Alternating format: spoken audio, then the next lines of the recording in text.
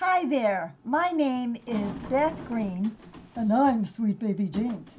And tonight I'm going to be talking about greater power, frustration, and lack of consequences, a recipe for all kinds of abuse. But before I get into that, I am going to introduce you to Sweet Baby James, who's going to introduce our show. Yes, hello there, Sweet Baby James here, otherwise known as James Maynard. And you have come to Granny Rocks, where you have the opportunity tonight to experience her wit, her wisdom, and her uncommon sense as she provides commentary on our lives. And this occurs tonight and also on Wednesday night at 6:30 p.m. Pacific time. So thanks for coming and stay with us. Before we get on to the topic of the show, which I hope interests you, um, and I'm going to try to make sense of our world a little bit instead of just being outraged or fearful or whatever. I want to tell you that we are going to be, this is going to be our last Monday night show. We are still going to be broadcasting every Wednesday night at 6:30 p.m. Pacific time. And we have a fabulous video conference after the Wednesday night show at 7 p.m. Pacific time. But you have to register for it, and there's a charge for that group, and there are a few details in the post. And I lead that group, and we get into deeper healing about the topics that we talk about on the show. So we invite you to consider joining that and to come and see us live every Wednesday at 6:30 Pacific time or catch us afterwards.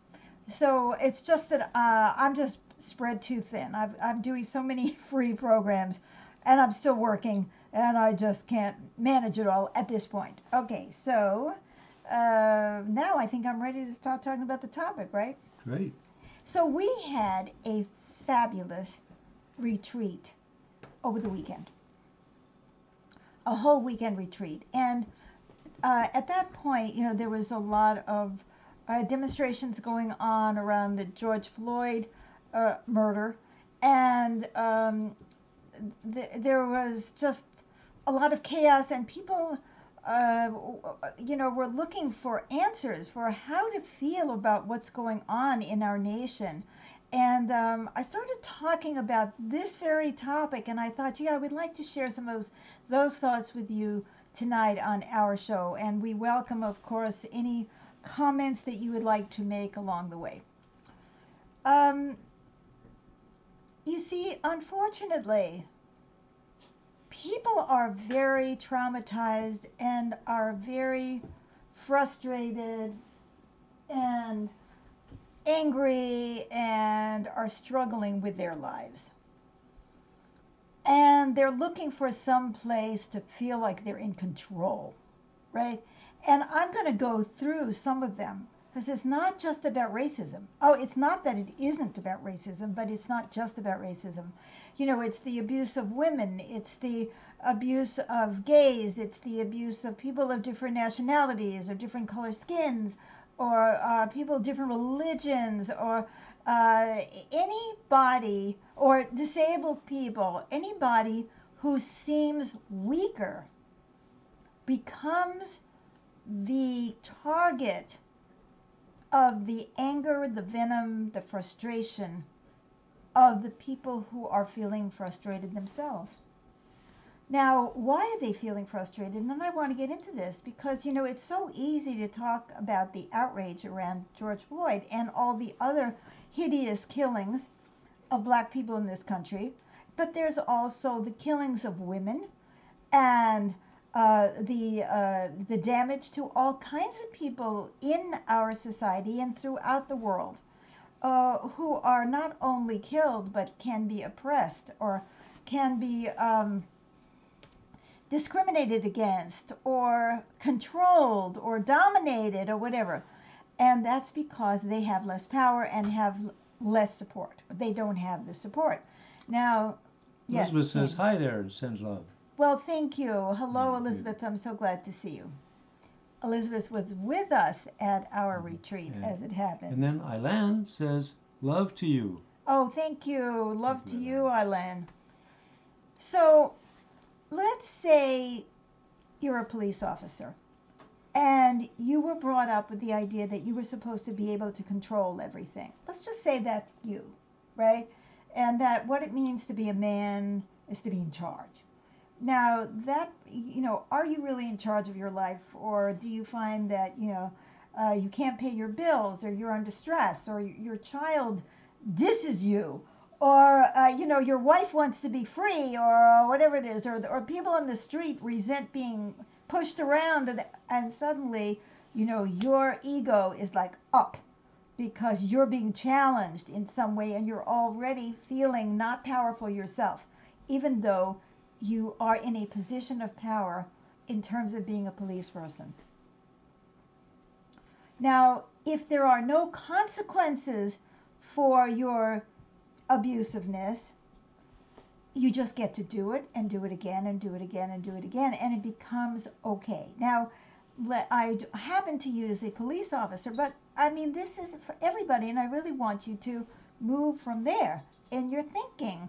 Like, oh, what about every parent who's totally frustrated by their children? Or you're frustrated because you're being mistreated at work, or you're not making enough money, or you're overstressed because you're working too many hours, or you have too many jobs, or blah, blah, blah, blah, blah, and your child doesn't want to listen to you, or your dog doesn't want to listen to you. SWAT, right? Now, come on, guys. Even if you haven't swatted, you may have wanted to swat. I mean, I wanted to kill my puppy. I admitted this on last Wednesday. So when we feel like we're supposed to be in control and we're not, it's a very frustrating, upsetting experience, and we feel like we have to assert ourselves in some way. Now, if your wife is watching, and I'm calling you men, but it could be vice versa. It could be a woman with a husband watching. If somebody is watching, or Child Protective Services is watching, and there's consequences to you if you swat your child or you beat your child, like you might lose your child, or you could even be brought up on criminal charges for abusiveness to a child, you might stop yourself or think twice. But if it goes on and on and on, and people turn a deaf ear, a blind eye, you're going to do it again because you've gotten reinforced in the idea that you can get away with this. So, honey, by the way, Jose, go back and see who might have. Jose says, "Hi, Mama. God bless you so much." Thank you. Anybody? And Karen says hi and much love. Oh, hello, Karen. So much love to you too. So glad to see you. I don't know if you. And Luann waves hi. Hi, Luann. Cat. Her new name is Cat. So anyway, this reinforces that we're allowed to do this. Now, we may even feel bad about it, but we're still not being stopped. Now, when we're talking about something like racism, and you have a system which discriminates, for example, against black people, more black people are arrested, more black people are charged with and sent to prison, and so on. And this is allowed decade after decade after and I decade. will say that more so than whites, even for the same offense. Oh, absolutely. Absolutely. I mean, the discrimination against black people is horrific. And so what happens? So let's take the police who were involved with the killing of George Floyd. They had already, one of them at least, had already been up on charges before. I mean, he was being questioned, but he got away with it. He got away with it. He got away with it. He got away with it.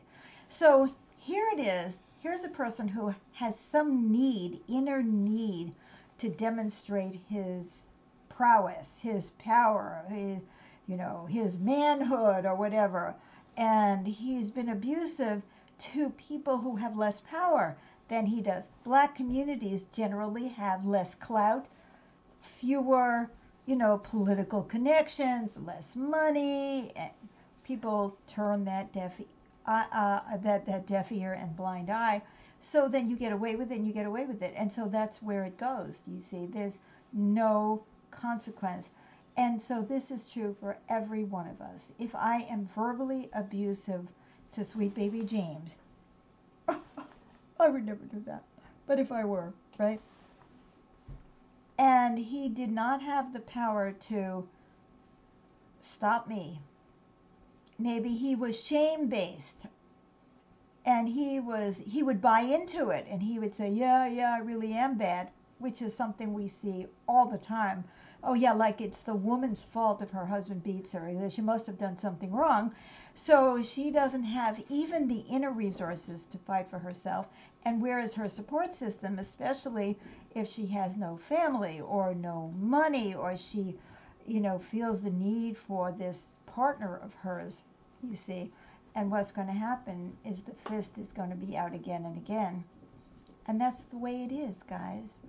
And bosses, as we've seen a diminution of the power of the union movement, increasing people's work hours, reducing, looking at benefits, not really increasing those benefits. We're working more than we used to, and so on. You see, if there's no consequences to the person or the organization or the race, and if those people or races or organizations, especially if they're feeling under some kind of pressure, there's no consequences to their behavior. They're going to cut your pay, guys. They're going to make you work harder. They're going to lay people off and expect you to pick up the slack, right? Because you don't have anybody who's going to shut you down. The shocking lack of protection of workers in our nation. It's not an accident.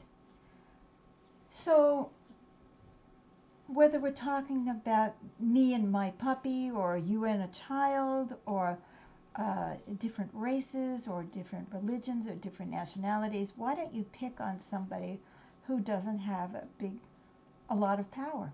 You think about the Nazi regime, which is like the symbol of abusiveness, and they went after the Jews who did not have power in the society, and there were no consequences, and there were no consequences, and there were no consequences. And so it happened, and it got worse and worse and worse. And as it happens, the Nazi regime came into power at a time when the German people were feeling very frustrated because they had lost a war, and they had reparations, and they had very difficult circumstances that they were living under. So unfortunately, those of us who are not well inflict pain on others who are weaker. When you think about what people do to their animals, doesn't it kind of make you sick? And if they do that to, throw their dogs out into a concrete yard and chain them up, or hurt the animal. This happens all the time. Or the way that we treat farm animals. How much power do those farm animals have? How much can they call us to account on our behavior? So it's a sad state of affairs, guys, and it's everywhere, and it runs through our whole world, and nobody's talking about that. At least I'm not seeing it. I see people who are sympathetic with the protesters, as they should be. There are some who are freaking out because of the violence, and we don't even know who are those people who are doing the looting and the violence and why they're doing it. We don't really have a clue, but we do know why people are protesting. We do know, because there's a long history. And what is so wonderful, and the high point of my day, was reading about all the people gathering to support the protesters, including police across the nation. It really touched me. This is what is needed for us to call ourselves to account, to say that it's not good enough. One of the most frightening things would be to be in a prison and have a prison guard who has all the power and is not well, him or herself. In fact, I understand that the rate of suicide among prison guards is very high as well. I mean, imagine living in that toxic, violent environment and what that does to your soul and to your well being. You know, this is the world we live in, and it's not just in the USA. So don't point fingers at us.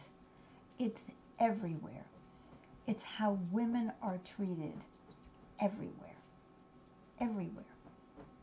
There are very few recourses for women. There's laws that are skewed against women. There is laws that are skewed against gay people. There's prejudice against people of all kinds of colors and nationalities and religions. There is even abuse of disabled people. The abuse may not be physical, but it may be physical. There can be abuse of people who are mentally ill, who are old and just thrown in warehousing by people who really can't cope, who are themselves frustrated and upset and have little say over their lives or anything else. And then disabled people are often mocked. Now, what is the answer of our government? Is it any surprise? Use force, use force, use force. Instead of trying to understand the problem, and instead of trying to understand our society and why there is so much violence and abuse everywhere in the world, why don't we just call up the National Guard or the military? Crack down on those people. I think the president actually used the word dominate. You see, this is the whole problem, isn't it? We live in a world where we feel the need to dominate. We have a president who is embarrassed because he's not dominating. He could not dominate the coronavirus. He cannot dominate the people on the street. He's trying to dominate social media. He could not dominate every human being around the globe that sees him as the emperor with no clothes. It's very embarrassing for him. It's very difficult for him. Only God knows what happened to that man that makes him need to dominate. But we can know and ask and inquire about what makes us feel the need to dominate. And we need to have compassion for all of us who feel that need to dominate, because we also feel powerless.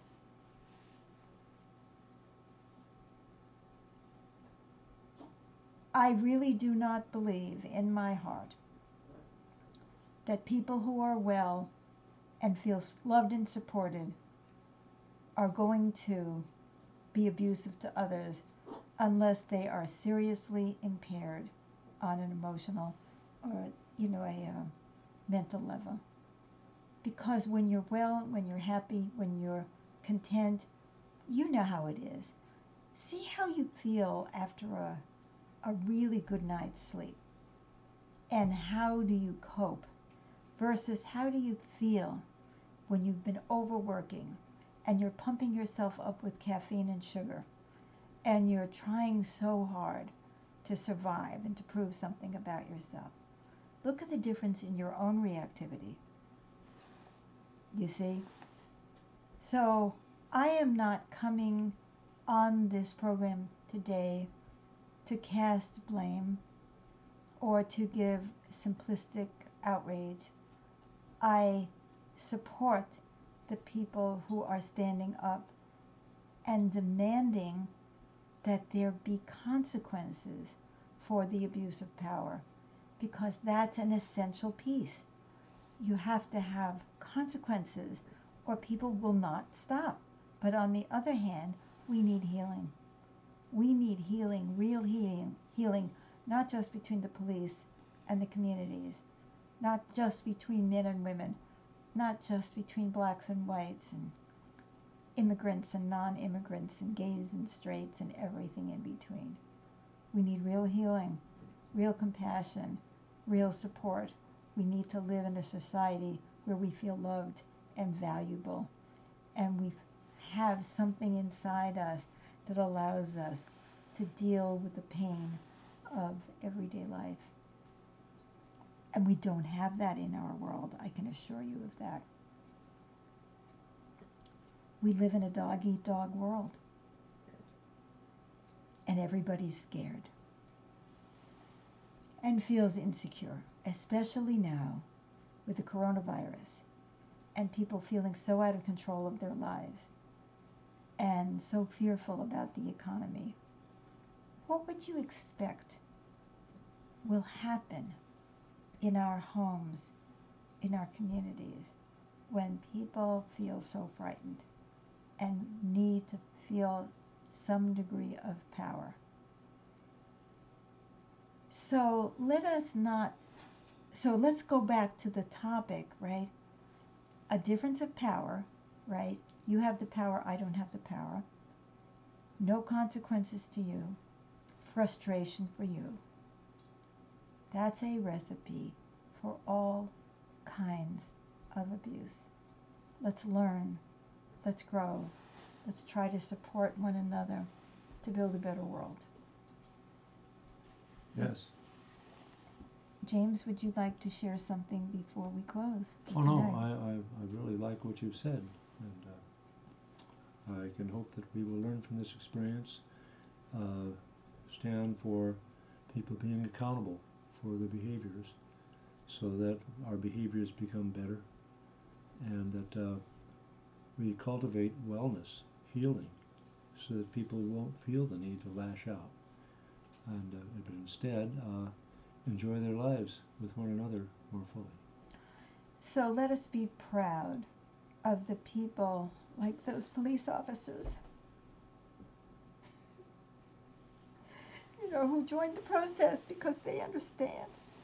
And all the people who have called themselves out on their own violence, who've taken themselves to anger management, who are working on themselves, and all the people who are trying to carry light in the world.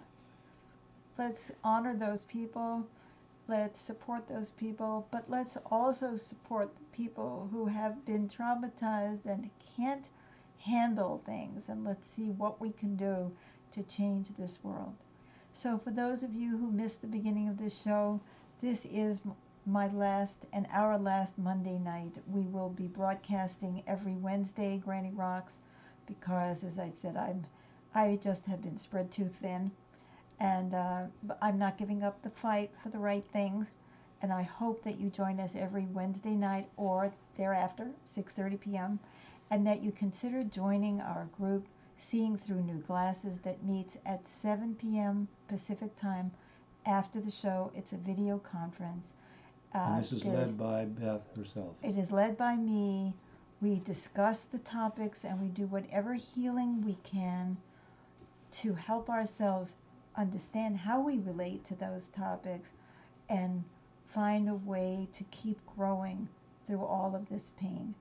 So take a look at the post, and there is some information there about how you can explore more about this program. And we love you. And yes? Yes, Ilan says we need some big changes to heal the world. We do. And the first thing I learned is awareness. Love and awareness. That's what we have to offer. And don't forget, Thursday nights, I offer Dreams of Peace, improvisational piano music to try to lift our spirits as well. Also on Facebook at 7 p.m. Pacific time or any time thereafter. So God bless and thank you for joining us. Yes. Please share this program. Like it, love it. Write your comments in later and share it, share it, share it. Everybody needs to hear this, don't you think? Yes. Well, thanks for joining us. Bye-bye for now. And Wait, there's one more comment. Very wise, Granny. Thank you. And this is from Tracy. She sends love. Thank you, Tracy. Much love to you. Bye bye.